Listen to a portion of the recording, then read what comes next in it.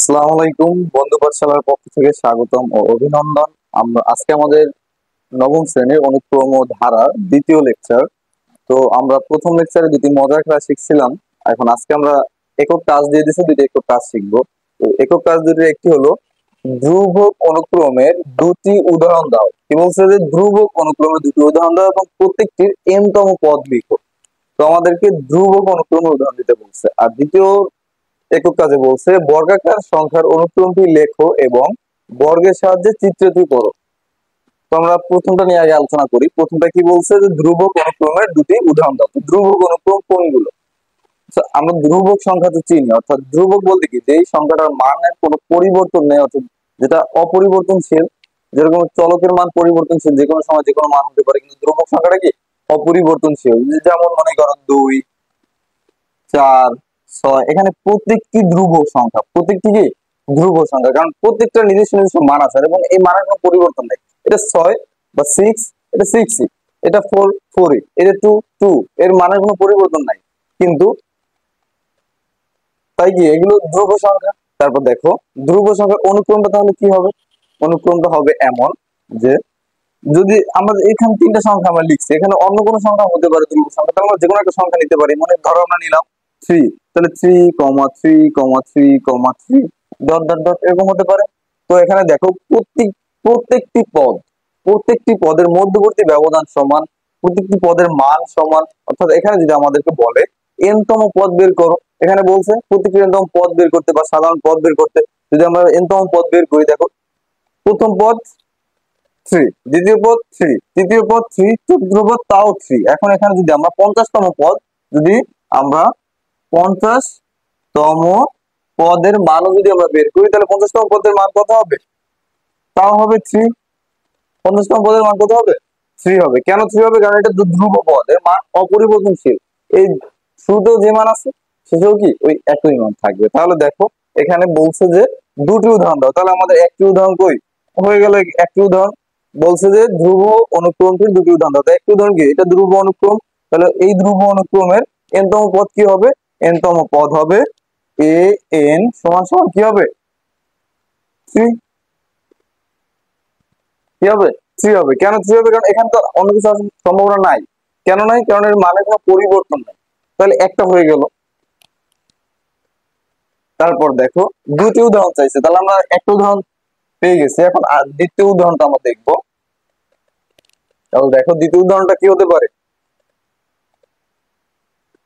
দেখো প্রথম উদাহরণে আমরা 3 নিয়ে করছি। এখন আমরা তোমরা যে কোনো একটা সংখ্যা ধরে নিতে পারো, সেটা হতে পারে 2, 3, 4, 5, 6, 7, 8, যে কোনো স্বাভাবিক সংখ্যাই হতে পারে। তো ধরো আমরা 7 নিয়ে করলাম। তো 7, 7, 7, 7 ডট ডট ডট ডট, তাহলে এটার n তম পদ কি হবে? n তম পদ হবে a n সমান সমান 7। কেন 7 হইলো? কারণ আমরা তো জানি ধ্রুবপদ কি অপরিবর্তনশীল। তাহলে এটার তো কোনো মানের তো কোনো পরিবর্তন হবে না। এখানে বইলেই দিয়েছে যে দুটো উদাহরণ দাও, তো আমরা দুটো উদাহরণ দিতেছি, কিন্তু কি মানের কোনো পরিবর্তন নাই, যার ফলে এটার n তম মান অর্থাৎ সাধারণ পদ বা a n এর যে মানটা, এই মানটা হবে কি 7। তাহলে আমাদের দুইটা শেষ। দেখো ধ্রুব অনুক্রমে দুটো উদাহরণ চাইছে, দুইটি উদাহরণ কিন্তু আমাদের এখানে শেষ। তারপর আমাদের কি বর্গাকার সংখ্যার অনুক্রমটি করতে বলছে এবং চিত্রায়িত করতে বলছে। এখন আমরা চলো দ্বিতীয় একক কাজটি করব এবং বর্গাকার সংখ্যার অনুক্রম করব এবং তাকে চিত্রায়িত করব।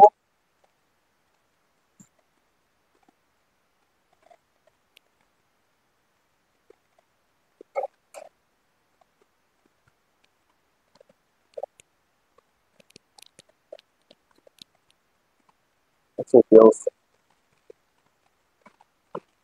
মুসি।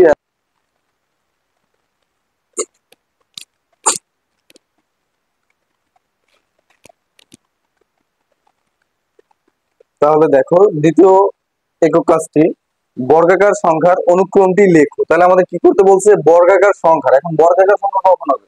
যে কোনো স্বাভাবিক সংখ্যার উপরে আমরা যদি একটা বর্গ দিয়ে দিই অর্থাৎ স্কোয়ার করি, পাওয়ার যদি 2 হয়, তখন তো সেই সংখ্যাটা বর্গাকার সংখ্যা হয়ে যাবে। তারপর বলছি কি এর অনুক্রমটি লেখো। তার মানে কি এই যে বর্গাকার সংখ্যাটা আমরা তৈরি করতেছি, এই সংখ্যার অনুক্রমটা আমরা লিখবো। তারপর দেখো এবং বর্গের সাথে চিত্রায়িত করো। তারপর কি করতে বলছে? আমাদেরকে এটাকে চিত্রায়িত করতে বলছে, অর্থাৎ চিত্রের মাধ্যমে প্রমাণ করতে বলছে। তাহলে দেখো এখানে কি বলছে? বর্গাকার সংখ্যা। তাহলে আমরা স্বাভাবিক সংখ্যা প্রথমে জানি n equal 1 2 3 4 5 dot dot dot, তারপর কি n তম অসংখ্য, তারপর কি এখানে দেখো অনুক্রমটি বর্গাকার সংখ্যা কি করতে বলছে, অনুক্রম করতে বলছে। তাহলে আমরা স্বাভাবিক n তম যে সংখ্যাটা, n তম সংখ্যাকে যদি আমরা বর্গ করে দেই তাহলে সেটা বর্গাকার সংখ্যা হয়ে যাবে, তার মান বের করতে পারি। তাহলে দেখো কি বলছে, বর্গাকার সংখ্যার অনুক্রম। তাহলে স্বাভাবিক বর্গাকার স্বাভাবিক সংখ্যা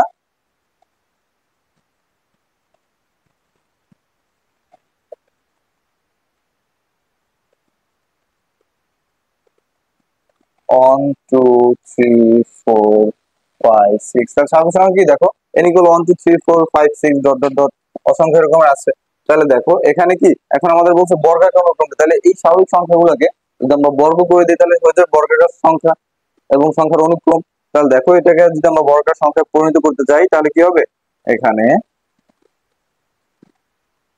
অন স্কোয়ার, 2 এর উপর যদি স্কোয়ার করি, আবার 3 square, 4 square, 5 square dot dot dot dot, এরকমের অসংখ্য আমরা যা করব, অর্থাৎ প্রত্যেকটা সংখ্যার উপর যদি আমরা একটা করে স্কোয়ার দিয়ে দিই তাহলে সেটাই হয়ে যাবে বর্গাকার সংখ্যা। তাহলে দেখো এই সংখ্যাগুলোর মান বের করতে পারি না, বর্গাকার সংখ্যার যে মান, 1 এর স্কোয়ার করলে 1 হয়, 2 এর করলে কত হয় 4 হয়, 3 এর করলে কত 9, 4 এর করলে কত হয়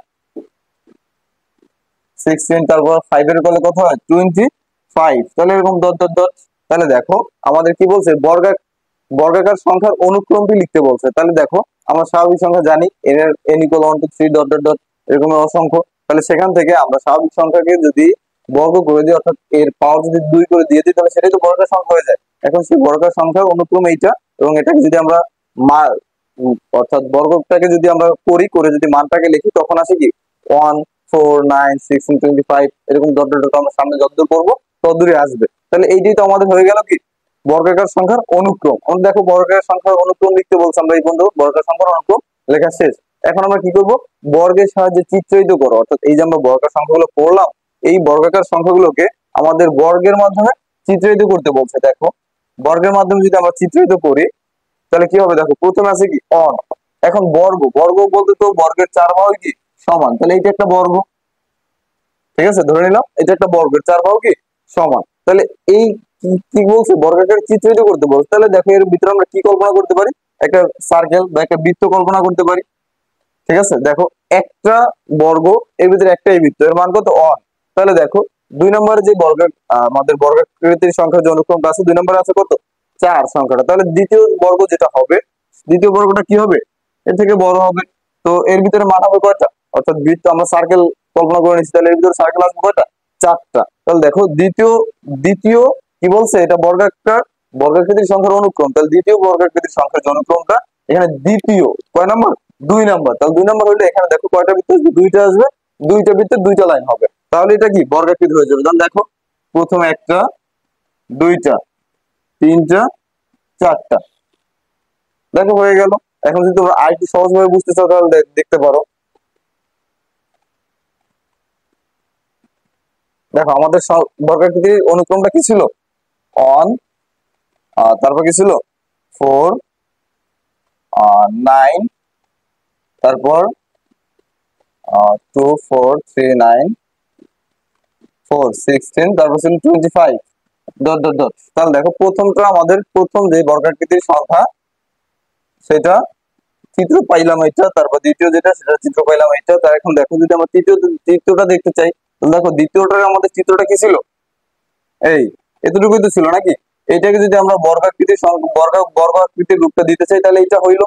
তাহলে এখন এখান থেকে যদি আমরা তৃতীয় বর্গাকৃতির সংখ্যাটা চিত্রায়িত করতে চাই তাহলে কি হয়, দেখো এখানে যদি আমরা বৃত্ত অ্যাড করি, একটা বৃত্ত যদি এদিকে অ্যাড করি তাহলে দেখো এটা কি আর বর্গ হইলো, এই পর্যন্ত আসছে, হয়েছে হয় নাই কিন্তু। তারপর দেখো এদিক থেকে যদি একটা অ্যাড করি এই পর্যন্ত আসলো, তাহলে দেখো আমাদের যদি বর্গ তৈরি করতে হয় তাহলে এই পর্যন্ত আনতে হয়। তাহলে দেখো এখানে আরো 3টা বৃত্ত দিতে হবে, তার মানে কি আমরা এখানে 3টা বৃত্ত আরো অ্যাড করবো। তাহলে 3টা বৃত্ত অ্যাড করার পরে দেখো কি হলো, প্রত্যেকটা লাইনে 3টা করে বৃত্ত এবং 3টা করে লাইন, যেদিক থেকে তুমি গণনা করো 3টা করে লাইন। তাহলে দেখো 3 নম্বর বর্গাকৃতির সংখ্যা, তো 3 নম্বর বর্গাকৃতির সংখ্যার জন্য প্রত্যেকটা লাইনে 3টা করে, উপরে নিচে সব দিকে 3টা করে আসবে। তাহলে দেখো 3 নম্বর বর্গাকৃতির সংখ্যাটা কত, অনুক্রমের সংখ্যাটা কত 9। তাহলে এখানে দেখো বৃত্ত কয়টা আছে, 3টা 6টা 9টা, 9টা করে আছে। তাহলে দেখো এরকম আমাদের তৃতীয় চিত্রটা, এখন এটাকে আমরা বর্গাকৃতির রূপটা দিতে পারি। ঠিক আছে, এরকমের 4 নম্বরটা, তারপর 5 নম্বরটা, 4 নম্বর কয়টা করে হবে এরকমের 4টা করে বৃত্ত হবে। দেখো 4 নাম্বারটা যদি আমরা এটা থেকেই যদি আমরা করি, এর থেকে যদি আমরা করি 4 নাম্বারটা, একটা, দুইটা, তিনটা, চারটা, পাঁচটা, ছয়টা, সাতটা। দেখো আর 7টা বৃত্ত যদি আমরা অ্যাড করে দিই তাহলে দেখো এখানে 4 নাম্বার যে চিত্রটা, সেই চিত্রটা এখানে তৈরি হয়ে যায়। দেখো 4 নাম্বার বর্গাকৃতির যে চিত্রটা, সেই চিত্রটা এখানে কিন্তু আমাদের তৈরি হয়ে গেছে না। দেখো 4 নাম্বারে কি বলছি, যে প্রত্যেকটা যত নাম্বার বর্গাকৃতির সংখ্যা তত নাম্বারে ততটি বৃত্ত হবে প্রত্যেকটি লাইনের, আবার সেই সংখ্যক বৃত্তই হবে। তাহলে দেখো 4 নাম্বারে প্রত্যেকটা লাইনে 4টা করে বৃত্ত, আর ওই বৃত্তের লাইনও আছে কয়টা, 4টা। তাহলে 4 4 16। এখানে দেখো 4 নাম্বার বর্গাকৃতির যে অনুক্রমটা, অনুক্রমের সংখ্যা 16, আমাদের 4 নাম্বার চিত্র বৃত্তের সংখ্যা আছে কতটি, 16টি। এভাবে যদি আমরা 5 নাম্বারটা করি তাহলে 5 নাম্বারটা আবার আমরা প্রত্যেক দিক থেকে একটা একটা করে কি করবো, দেখো বৃত্ত একটা একটা করে অ্যাড করে দিব। ঠিক আছে, অ্যাড করে যদি আমরা দেই তাহলে দেখো এটা কি আমাদের আরেকটা বর্গাকৃতির চিত্র হয়ে যায়। বুঝতে পারছো তোমরা? তাহলে দেখো আমাদের কি করতে হবে, আমাদের প্রত্যেকটা চিত্রের জন্য, অর্থাৎ আমাদের যে কি বলছে বর্গাকৃতির যে অনুক্রমটা, বর্গাকৃতির অনুক্রম করার জন্য প্রথম যে অনুক্রমের প্রথম যে সংখ্যাটা, প্রথম সংখ্যা 1, এর জন্য আমরা যে একটা বর্গ নিছি, সেই বর্গের ভিতরে একটা বৃত্ত দিছি। দ্বিতীয়টার ক্ষেত্রে এটা 2 নাম্বার বর্গাকৃতির অনুক্রম, এই জন্য দ্বিতীয়টার জন্য কি দুইটা বৃত্ত দুইটা লাইন। তাহলে এখানে আসলে কয়টা, 4টা। এটাই কিন্তু আমাদের বর্গাকৃতির চিত্র হয়ে গেল। তারপর 3 নম্বরের ক্ষেত্রে 3টা বৃত্ত 3টা লাইন, 4 নম্বরের ক্ষেত্রে 4টা বৃত্ত 4টা লাইন, 5 নম্বরের ক্ষেত্রে 5টা বৃত্ত 5টা লাইন। তাহলে এইভাবে কি আমরা বর্গাকৃতির চিত্রটা তৈরি করতে পারি। দেখো চিত্রের বর্গের সাহায্যে কি চিত্র তৈরি করতে পারবো, তাহলে আমার চিত্র তৈরি করা হয়ে গেল।